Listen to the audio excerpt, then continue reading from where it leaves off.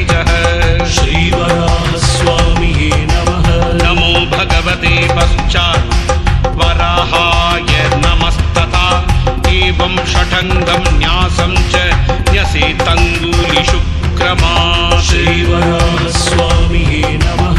नमः श्वेतवराहाय महाकोलाय भूपते यज्ञाङ्गाय शुभाङ्गाय सर्वज्ञाय परात्मने श्रीवराहस्वामिये नमः। श्रवद्दुण्टाय तीराय परब्रह्मस्वरूपिणे